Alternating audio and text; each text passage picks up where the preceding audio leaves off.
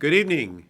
You are watching Asia in Review, and I'm your host, David Day, and we're going to be talking about Afghanistan. Where are we going, and what are the implications for the Asia-Pacific region?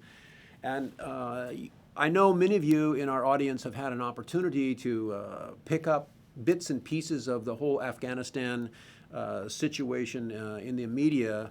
And this evening we have something very unusual for you. We have a real expert on Afghanistan in the studio with us, and we're going to be talking with him. This gentleman is Mr. John Hemmings, and John is wonderful to have you here, John. Thank you. John is a WSD Handa Fellow with Pacific Forum CSIS, the geopolitical foreign policy think tank based here in Hawaii and affiliated with the CSIS operation in Washington, D.C. And interestingly, John comes to us from the British think tank RUSI. Help me with the name, though. It's a Royal United Services Institute. Royal United Services Institute, and this is an old think tank with a tremendous track record. What's the history of this, John? The think tank. It's quite an old institute, probably one of the oldest of its type. It's from 1831. And it's essentially when the British military establishment began to study the art of war, the art of strategy in the post-Napoleonic period. So this is back in the days of Andrew Jackson or something like that. Exactly. Now here's get a little piece about John's background. You probably, if you're listening closely, you've detected a slight accent there. John is not really a Brit, are you? No, not by any chance. And he's not an Afghan. No, not an Afghan. he is an American. And how did you come by this accent? I'm a Virginian, no less. From Virginia. Okay, so this is a part of an acting school, or how did you? No, I've just been transplanted around. My father was in the State Department. So we traveled around a lot and picked up the accent, partly in a British school in India, and then actually from higher education in the UK itself, but still an American, okay. No matter how funny I talk. All right, great. Well, here's what you need to know about John Hemmings. And his background or expertise in Afghanistan comes from the perspective of a civilian geopolitical strategist. And to kind of get you into the mood of what we're talking about and kind of give this program a little bit of flavor here with Think Tech's Asian Review, we want to take a look at some photos that kind of give you a feel for some of the things that we're going to be talking about and kind of what the areas look like. And these are photos that you've taken, right, John? That's right. Yeah. And this is not a. You have to understand, John is not an academic that has never been to Afghanistan. You were there recently, right? In the last several months? Yeah, I was there in September of 2011 for a 2-week period, okay. Or just under 2 weeks. Oh, there you are. There you are. Yep. And okay, so this is, what do we call this picture? What's the title of this picture? This is leaving the PRT, so I'm actually departing from this is towards the end of my visit, and I'm being seen off this Korean Army Black Hawk helicopter is about to take me back to Bagram Airfield from this Korean base, which is what were you doing in Afghanistan for this trip? What was the purpose of it? Well, it's kind of an odd mission. I went to Afghanistan on behalf of the Asia Foundation to research what the Koreans were doing in Afghanistan and to visit, in particular, a couple of their sites of their aid and development kind of bases. So that is a Korean Black Hawk helicopter behind you. That's right. And they have a little embedded mission at the Bagram Airfield. They've also got their embassy, of course, the mission embassy in Kabul, and then this PRT, which we call a Provincial Reconstruction Team, is where they're doing work in Parwan province, just north of the capital. Okay, I got to ask you this question. Sure. Were you packing heat in this photo here? No, I was not. I was a civilian. Okay, all right. And so, ladies and gentlemen, we're gonna change the title of this photograph that you just saw here. We're gonna call that Lawrence of Afghanistan. I think that was a good one. And let's try another one here and see what that is. Well, okay, this is picture taken out of a aircraft window of some kind? That's right. I mean, this would have been on the Black Hawk itself. I think what is notable about this picture is that you go very quickly from pure desert, if you looked at that background of the other photo, to streams and irrigation canals, which give sudden kind of green life in an otherwise kind of bleak and empty landscape. So this flourishing landscape is literally right next to that dry, barren background, which you saw earlier. And where are you going in this helicopter? This is the transit from, it's about a 10 or 15 minute helicopter ride from the PRT to Bagram Airfield, which is a really large American air base there, but it has a lot of international presence there. There's a lot of other countries involved on the base doing various jobs, different jobs. And as I mentioned earlier, the Koreans have both, they have got their helicopter unit there, and they also have a hospital and vocational training center. Interesting. Let's try another photo here and see what we've got here for our viewers.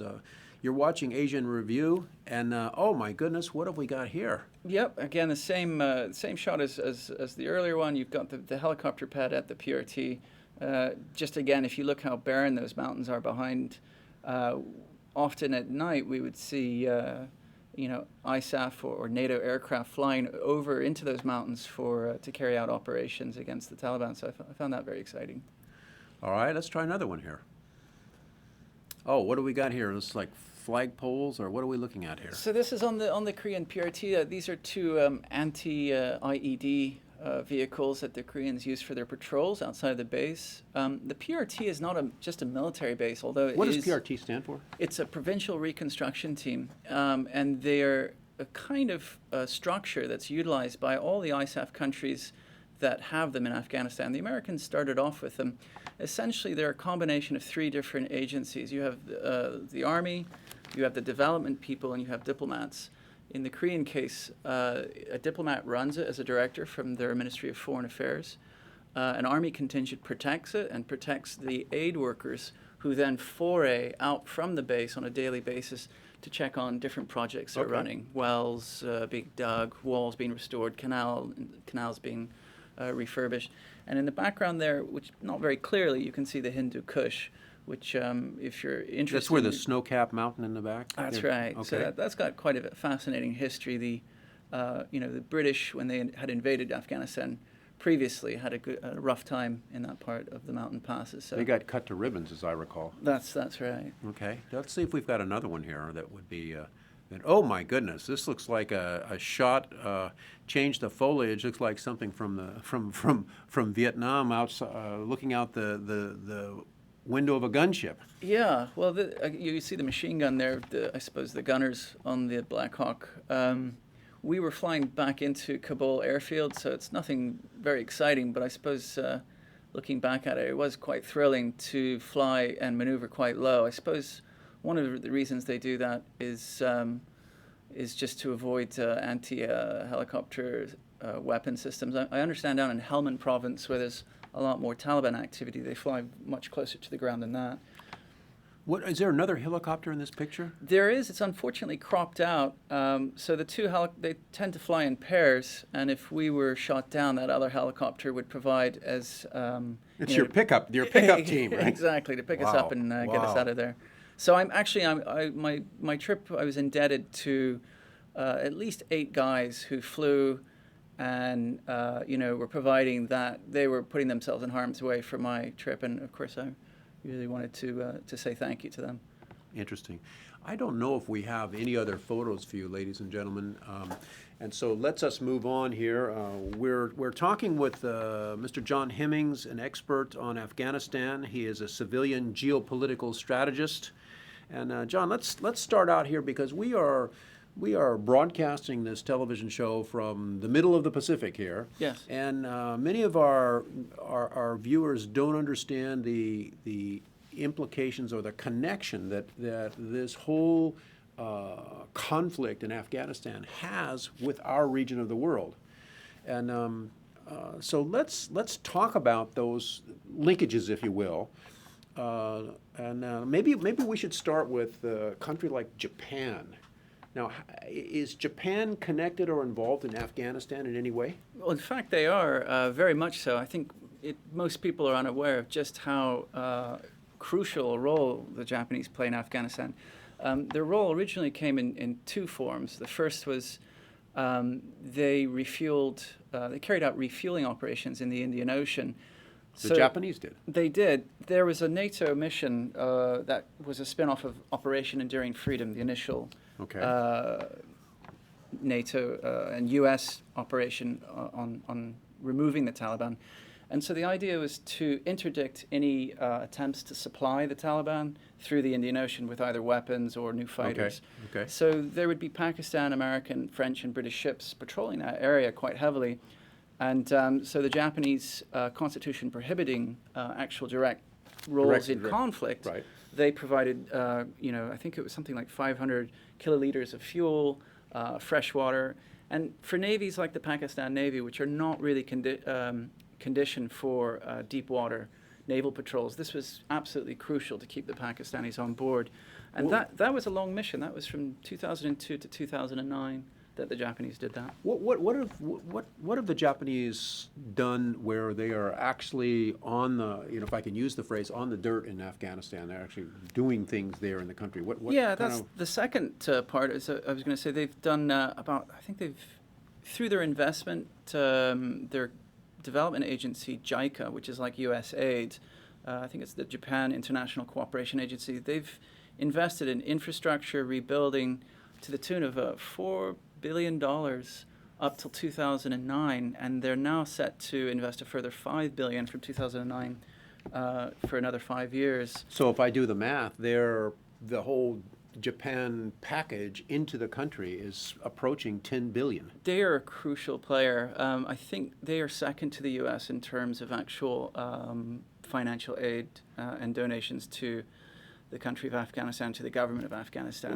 Let me ask the obvious question then here. Why is Japan got its checkbook open to such an incredible extent in this country, in this conflict? Why? It's a great question.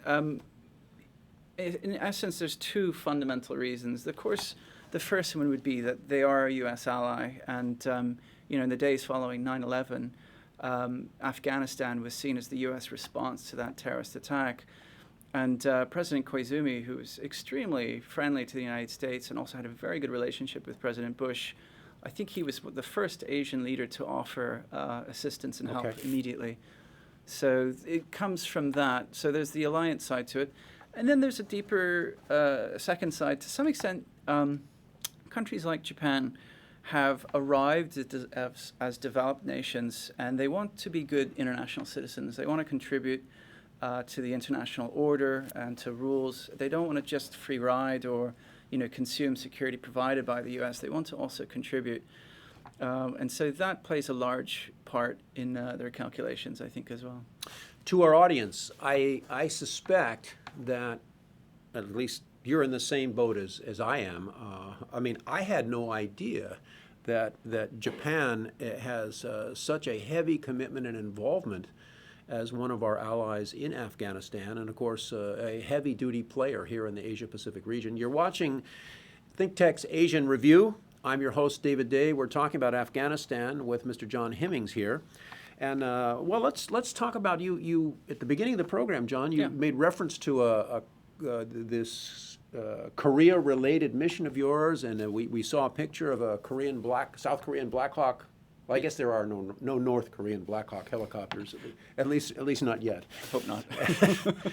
A South Korean Black Hawk helicopter, and so let's turn to the country of South Korea now. What's their connection with Afghanistan?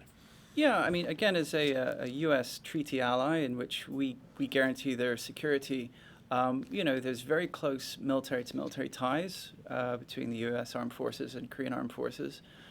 So again, the alliance structure plays a role as it does with the Japanese. And also, if I can repeat the same answer for the Koreans as I did for the Japanese, they have developed. They are the 11th largest economy in the world. They're starting to play a more active diplomatic role in G20. Right. G20, right? Okay. All sorts of side issues. You also have other things. In terms of donor aid and expeditionary capability, you have actors and agencies in Korea who would like to see these things justified to national parliaments. But again, I think there's also there's a side to South Korea in which they've been transfixed on North Korean security issues for so long that this pushes them outside their comfort zone, outside the box, which is seen by many in the Korean government as a good thing. So kind of a refreshing conflict to get involved in, if you will. Yeah, I wouldn't put it that way, but I suppose you could. All right. Well, but what is the Korean involvement been? I mean, are they're aid, heavy aid? The Koreans they have a very interesting take. They had a less substantial financial contribution, but their efforts have been significant in other ways. Initially, they put in medical units and engineering military units. I think they were borrowing off of their peacekeeping experiences under the UN auspices, which they'd done previously since the 90s. But as I mentioned earlier, now they've got a full running hospital at Bagram Airfield, incredible up-to-date facility, which I visited, a vocational training center for auto mechanics, for getting Afghans fully retrained in these skills, and then a functional provincial reconstruction team several miles away from Bagram, the one I visited, which is carrying out, again, education, agricultural projects, all sorts of things on the ground, and doing it very close coordination with U.S. and with ISAF, NATO allies. So really interesting work they're doing. Very powerful connections in the region with Afghanistan that I don't know about all of you, but I'm learning something here with this program. Let's shift to another, John. Let's shift to another Asian country, India. Yeah. What is India's connection or involvement in Afghanistan? India's playing a much more interesting role. It's closer to home for the Indians. It's not so much about proving themselves as a good international citizen. It's actually national interest of India. India and Pakistan have a very long, and I'm sure some of our viewers will know this, very long and kind of tumultuous relationship. And in many ways, Afghanistan has been, it bridges both countries and borders both countries through Kashmir. So both of them tend to vie for influence. If you look back to the 1990s, after the Soviet withdrawal from Afghanistan, really Pakistan was maneuvering a lot in Afghanistan with the warlords. And in some ways, you can see that the Pakistan influence on the Taliban's rise is a very close connection. When the United States stepped up into Afghanistan, we essentially told the Pakistanis they had to choose us or the Taliban. And the Taliban at that time were, of course, holding Osama bin Laden. So Pakistan has put themselves behind us and lost that client of theirs, the Taliban. But they've not gained any friends in Kabul. The Afghans who are currently holding government do not view Pakistan with quite the same friendliness as, say, the Taliban did. Okay, let's go back to India for a moment because it's not clear to me. The $2 billion that you talked about coming out of India, is that aid money? It is aid. It's also infrastructure building. I believe they helped with the Highway 1, which is the major ring road that circles around. A lot of training as well, with civil service training. They take part in a United Nations program that does training for Afghan civil servants. There's a whole range of project work that they invest in. John, is Afghanistan really a kind of a football between India and Pakistan in sort of a proxy war type situation between the two? I mean, they're both vying for influence over this country that's close to both of them? There is a sense of that, yeah. I mean, what's really interesting about Afghanistan is it's been called the Great Game in that region before. What you have is a very weak state, but with a very strong tribal culture, a very martial tribes as well. And then you have great powers around Afghanistan who are usually vying for influence. So we had this, 150 years ago. It's the same game being played out. Now, to the United States and to our East Asian allies, we do not view Afghanistan as an Indian-Pakistani conflict. So it depends where you're sitting. But certainly if you're in Delhi or Islamabad, that would be one of your ways of viewing the situation. Well, one of the things that I just want to talk to our viewers here for a second, and you are watching Asia in Review. I am your host, David Day, and we're talking about Afghanistan. Where are we going with this whole conflict? And John Hemmings comes to us directly from Pacific Forum CSIS here in Hawaii.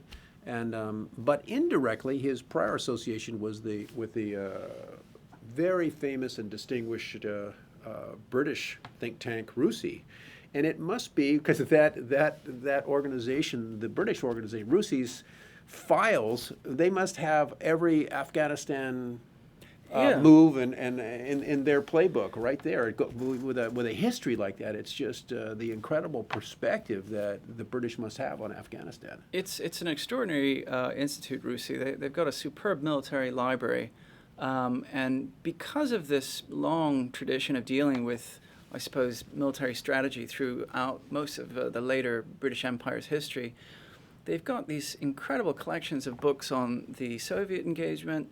They've even got books on kind of, counterinsurgency strategy from the 1830s and 40s against tribes in the mountains. I mean, it really is incredible that the British keep going back for more, really. It's beyond me. But on the other hand, they do bring a very modern take on it as well. The British contribution to Afghanistan is no less significant. I think they're the second largest troop contributing nation with just under 10,000 troops, putting themselves in harm's way down in the south of the country in Helmand. And there was a number of really superb experts at RUSI from which I could learn and develop. We had General Petraeus, of course the U.S. CENTCOM commander, and came out to visit RUSI a number of times and speak to us about what was happening in Afghanistan. Yeah, I'm sure in that RUSI library there's probably a book or an article called From Swords to AK-47s or something like that. It's a very good title for a book there. All right, well, we've been talking about the linkages between Afghanistan and our Asia-Pacific region here. And I know all of you are anxiously awaiting, and you're saying to yourself, well, what about China? And so let's turn to John Hemmings. What about China? What's China's connection with Afghanistan? Well, and their involvement? It's a superb question. As U.S. involvement begins to ramp down over the next few years, I'm sure some of our viewers will know that the NATO summit in Chicago taking place right now is really about how troop contributing nations begin to step down their efforts but maintain the financing that the Kabul government so desperately needs. As that steps down, the Chinese and other regional powers, the Indians for sure, they're not going to walk away. This is a very important country for their own interests. Why do they care? The Chinese actually border Afghanistan. It's a very small border, but it's a significant border because for the Chinese it borders some of the Muslim heartlands of the Uyghur people, which they've got about 20 million Muslims in China. So any kind of, I guess, the fundamentalism, the spread of that ideology over the border into China, we're already beginning to see that happen. So the Chinese are very concerned that if you had a resurgent Taliban government or in control of Kabul, that they would succor and feed those types of groups across the border in their own in Xinjiang province. So what you're saying is that the proximity where China borders Afghanistan is a linkage with a problem sector of the Uyghur ethnic minority that the Chinese are trying to keep from blowing up on them. Right. I mean, you've had over the last 2 or 3 years, right before the 2008 Olympics in Beijing, we saw a number of attacks by Uyghur separatists on Chinese security forces. And there is a kind of a mini Turkmenistan kind of national identity, but which is also secured by this fundamentalist Islamic identity. So that's the one major concern for the Chinese is separatism.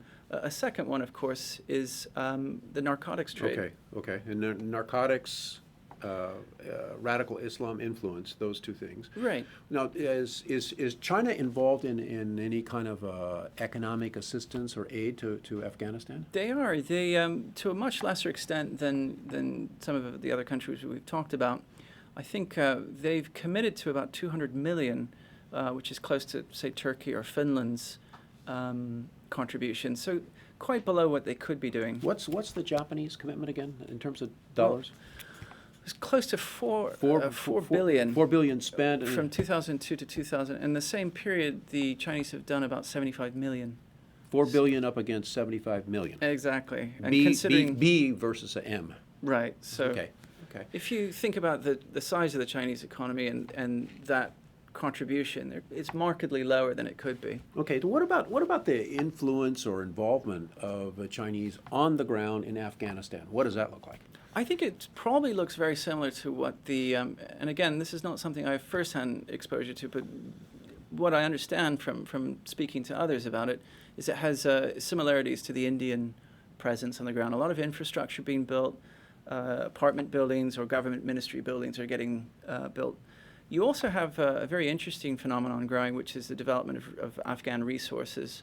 All right. We'll hold that, because that's a surprise for you, ladies and gentlemen. We'll get back to resources in just a second here. You're watching Asia in Review. We're talking about Afghanistan. Let's go back to this finish up this last piece here.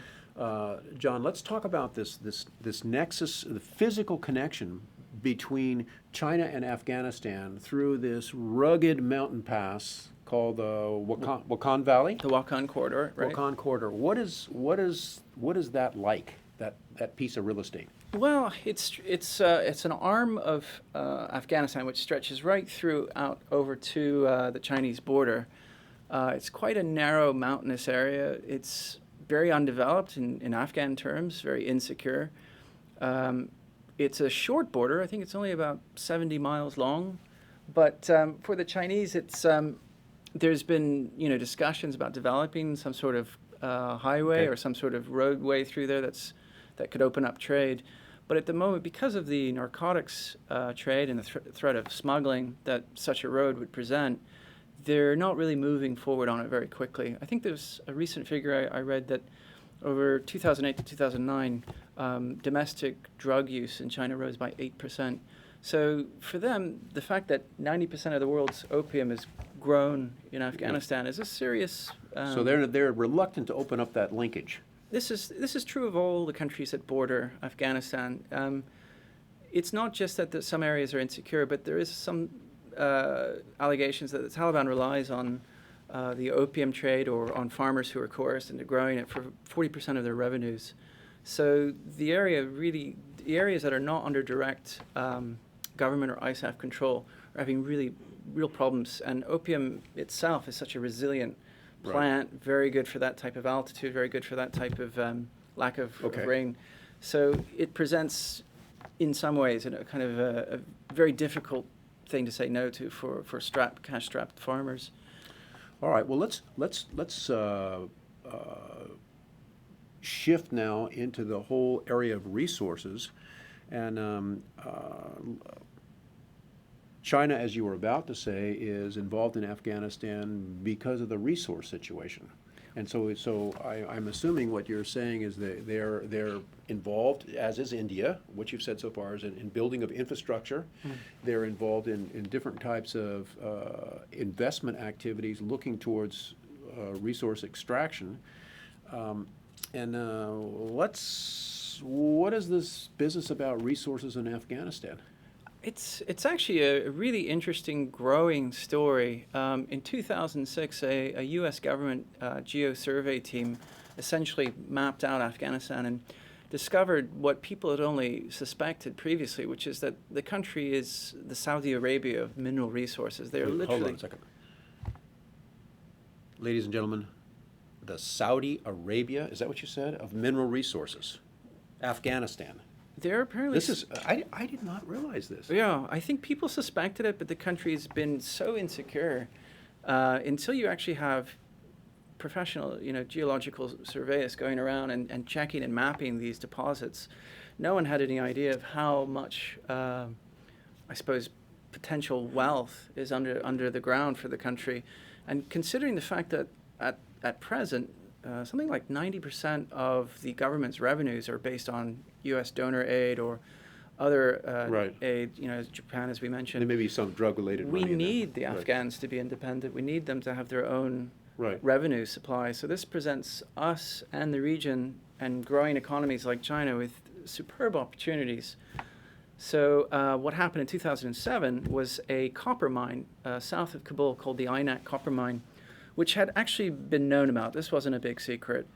The Russians, when they were in Afghanistan, had wanted to mine it, but they'd never been able to because of security. So in 2007, the Chinese managed a government mining company, managed to get the contract for a $3 billion contract, building infrastructure and developing the mine, training Afghans, and withdrawing the resources, getting the copper to China. So that was a real significant deal that's taken place. It's been signed. As of yet, 5 years on, we haven't seen too much of it take place because of the security situation. Okay. So as we, later on in this program, we'll be talking about perhaps some, as we get into the issue of withdrawal out of Afghanistan, the obvious parallel is with the U.S. withdrawal out of Vietnam. And as we compare those two situations, perhaps there are similarities and dissimilarities. Clearly Vietnam, at least as perceived at the time in 1975 when the U.S. withdrew out of Vietnam, was not a rich country in terms of its natural resources. But the situation is vastly different now with Afghanistan, from what you're saying. Well, exactly. I mean, I think in any situation like this, we don't have a government which is illegitimate. We have a government that's cash-strapped. We have a government that presents probably more of an opportunity for a good life than, say, the previous government, which was Taliban-controlled. Oh, I thought you were talking about the U.S. government. Sorry. No. Go ahead. I beg your pardon. Afghan government.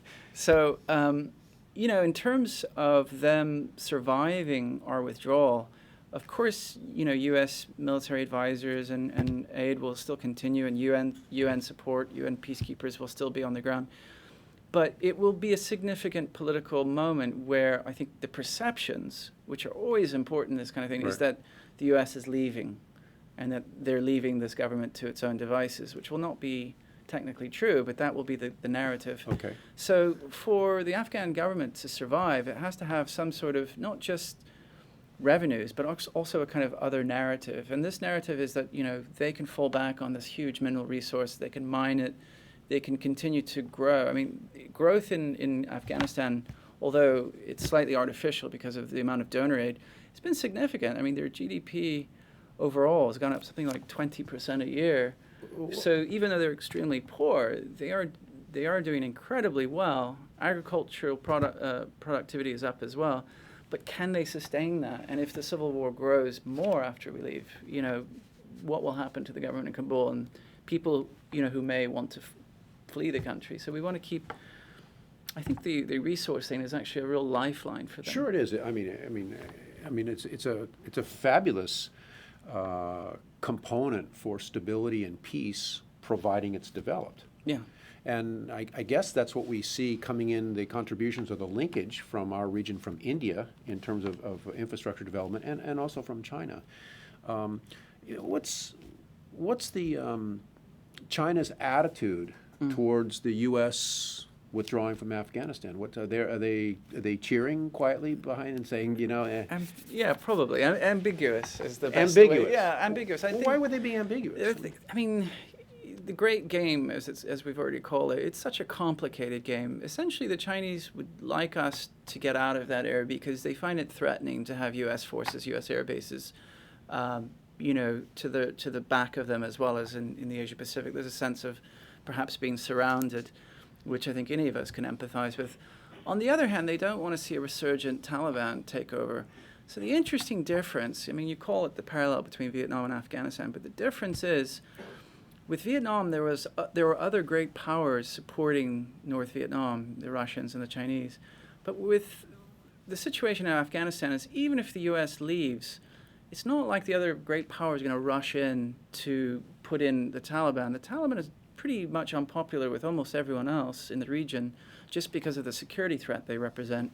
So actually we're in a pretty good position. I think if U.S. is able to withdraw and tie that in with greater Chinese involvement, as we've seen a little bit recently, What do you mean? What's the recent involvement been? Yeah, I mean, we saw that there was a recent story that the Chinese Ministry of Foreign Affairs and U.S. State Department are now going to train Afghan diplomats in tandem. So we're having kind of greater Chinese interaction on the actual state-building process. Previously, Chinese involvement was a little bit perhaps resource-related. What could they get out of it? So the U.S. government and the Chinese government are going to work together to train Afghan diplomats. Yeah. Wow. You gotta wonder what they're gonna come out looking like. Interesting. Yeah. Well, let's talk a little bit about the implications for our allies here in the Asia region. Sure. Having to do with the announcement and the withdrawal of U.S. strategic forces out of and NATO out of Afghanistan. What are the implications for the region here? I think there's two significant implications. The first is a legitimacy of the U.S. defense guarantee. And there will be some people, if we mismanage the withdrawal or if there's a complete collapse. You mean if it looks like the fall of Saigon? Exactly. Okay. We don't want that because it will play on other countries and the credibility of our defense commitments to them. But the other implication is the reallocation of U.S. troops back to the Asia Pacific. There'll be troops that came from South Korea, from U.S. Forces Korea. There'll be troops that will be stationed back in Japan. So that will be a significant, I think, re-stabilizing factor. As people are probably aware, living here, the last decade or two of the Asia Pacific has been incredible economic growth, incredible changes politically. The rise of China has been a wonderful thing, right. But it's also brought with it, greater defense budgets, a little bit more instability that comes with a lot that. of apprehension too, I think. Right? Yeah, and the U.S. Role in all of that has always been as a stabilizer, as a neutral power, guaranteeing trade, and the U.S. Navy making sure that sea lanes of security are open for all. And so that reallocation of troops it comes at a good time, I think, for the Asia Pacific. John, what's your sense if the things go wrong in the management of the drawdown of U.S. forces out of Afghanistan, and we see a resurgence of the Taliban or an implosion of the Karzai government? What is that going to look like to our Asian allies? Well, I think it would be very, it would undermine, I think, the sense of U.S. fallibility, if I could call it that. It will give a sense that U.S. defense commitments are less than worthy. So I think we have to be really careful about this. And I mean, on top of that, we've had years of blood and treasure poured into this country. I was surprised how vibrant Kabul was economically. And though I realize that this conflict's been going on a long time, I think what we forget and what is how much good's being done. The education figures are incredible. From 2001, around 1 million children went to school.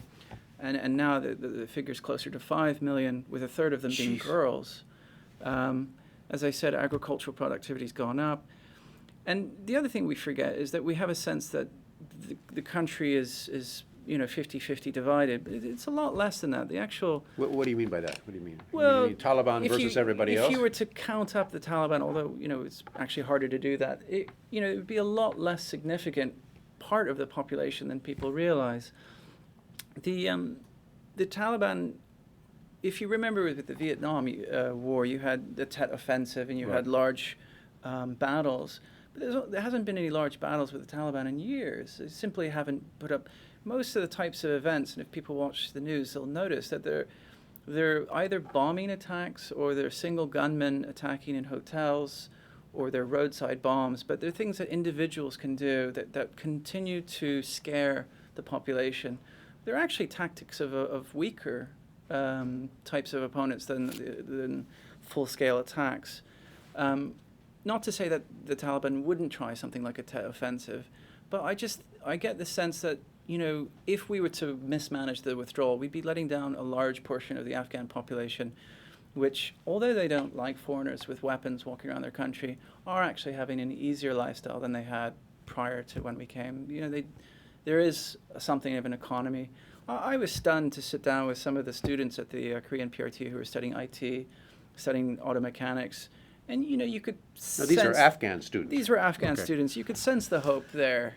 And also the cynicism and the sense that we were going to withdraw. And I just hope we don't let people like that Well, I down. mean, is there, amongst the people the Afghans that you talk with, is there an anti-American feeling because we're cutting and running? I think, I don't know. I mean, I don't know if there is yet, but certainly there will be if we do mismanage it. I think as I said with the Chinese position on the U.S. presence, it's ambiguous to say the least. The Afghans are extremely proud people, and I think to have foreigners walking around the country maintaining law and order who are armed is no one likes that. And I don't know if I would like it, to be honest. I don't think any of us would like it. But you see it as a kind of evil necessity that this has to be done. So when you see polls by, for example, the Asia Foundation on what Afghans think, they tend to be quite positive about U.S. withdrawing, but they also tend to be quite positive about what the U.S. are doing, and they tend to not want the U.S. to withdraw too quickly. So you see there's this kind of complexity in how they feel about the situation. Yes, please go, but don't go too quickly, and don't let it all fall, all the good that you've done fall down. Recently, our president made a unannounced trip to Afghanistan and started talking about a strategic partnership between the United States and Afghanistan. What does that all mean? Well, hopefully, if we do it correctly, it will mean the U.S. can withdraw, get our troops out of harm's way, and start Afghanizing the process by which U.S. patrols, instead of patrolling in tandem with their Afghan troop allies, will actually be mentors, drawing down to a mentor role, and that the security forces and the functions of the security forces will be almost entirely with an Afghan face. I don't think, the U.S. will be able to stop funding for a while, and that's going to be interesting to see how that happens, given our own budgetary concerns. Well, and also, you bring up a very interesting point, and that is that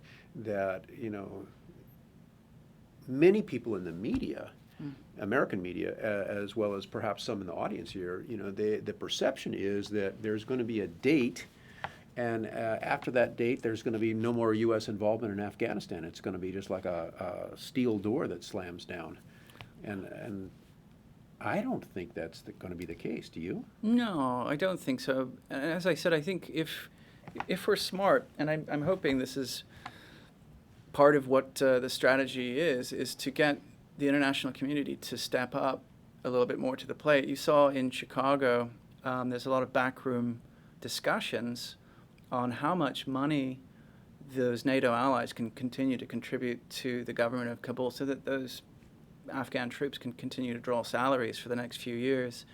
The Americans don't want to have to pay a bill, which, certainly it was a 9/11 related conflict, but it also relates to the security of all of us, and for any countries that deal with fundamentalist Islamic terrorism.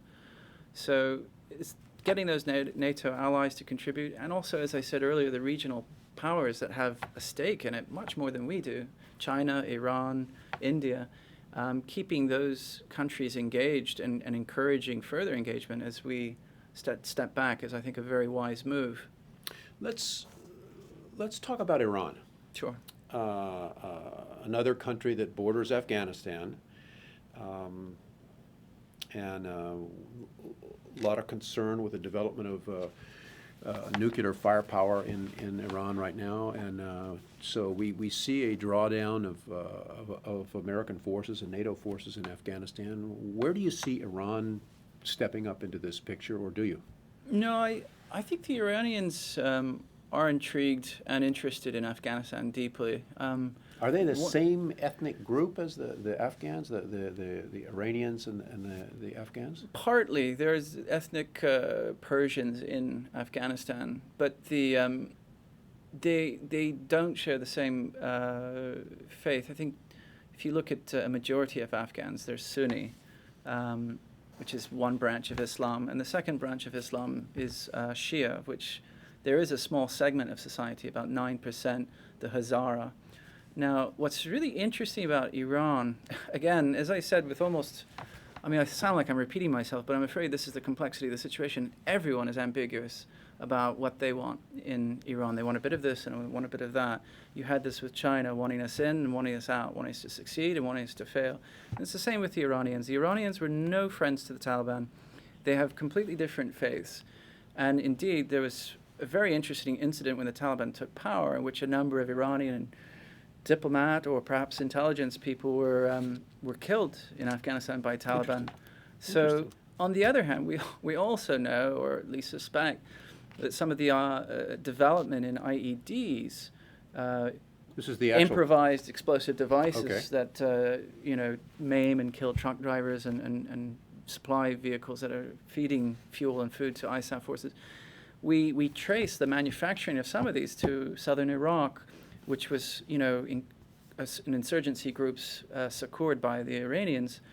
So the fact that some of these similar devices are showing up in Afghanistan make, some people would suspect that those people, that training has been gone through Iran to Afghanistan. But that, I have to say, I mean, that's completely my own opinion rather than, any kind of... Okay.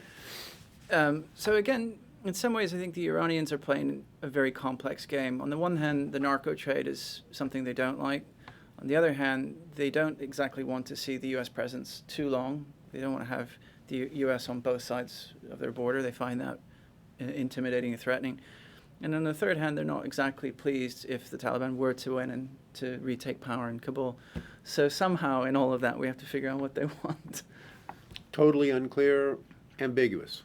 I think, no, there's clarity there, but it's just knowing which of those are their priorities at any given time. If you could, John, if you could give some advice to the U.S. leadership in Washington on how to manage this withdrawal in a way that maintains the stability of the country, I mean, what would you tell them? Well, I mean, not sure they would listen to my little voice, but I think certainly, and there's been people who have mentioned this before in Washington, so I'm only repeating what's been said.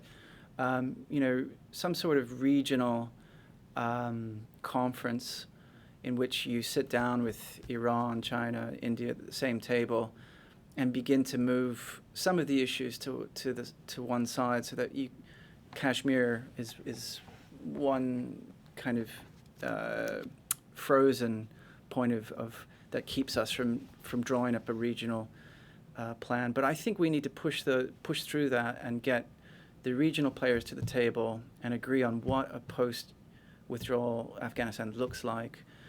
Look at investment. I mean, one thing that, and I only answer your question, I'm sure Americans are thinking of this in ISAF and Kabul already, but one thing that I know we need to be doing, and I'm hoping is being done, is looking at basically making sure that all the projects, all the agricultural irrigations, the schools, the hospitals that have been built, all of those things that have budgets that need to be maintained for the next year by whichever donor countries began them. So they don't slide backwards? They don't slide backwards. I mean, this Korean hospital that I visited at Bagram is a wonderful facility. Costs millions to run every year. And, if there's not a budget for the following 12 months, what's going to happen to the staff? What's going to happen to the equipment? How are they going to pay their bills? These types of things. So there also needs to be sustainability. That's the buzzword at the moment. And I know the British government is the stabilization unit, which is a part of the UK government dealing with Afghanistan, is very interested in this area. And I'm sure this is on people's radar. But in answering your question with all humility, I'd like to say sustainability would be my key point, so that backsliding on what Kabul government provides doesn't begin to delegitimize it amongst its own population. Okay. We've covered a lot of topics here so far, and this has been we're almost out of time here. It's been a wonderful exercise here with you, John. I don't know about ladies and gentlemen, I don't know about you, but I've learned a lot here. You've had a lot of chance, John, to rub shoulders and work with our comrades in arms here. Many of them are watching this program here. Why don't you tell them goodbye? Yeah, I'm very pleased to say that. I thought, all the U.S. armed forces that are doing hard work in harm's way in Afghanistan, the NATO allies, and also all the civilians that I know are from all of these 50 countries that are working in Afghanistan. It just really is to thank them for putting themselves in a tough place and doing all the hard work that they're doing, year after year and day after day, and just to recognize that. Thank you. Thank you. You've been watching Asia in Review. I'm David Day. This is a program sponsored by ThinkTech. Good night.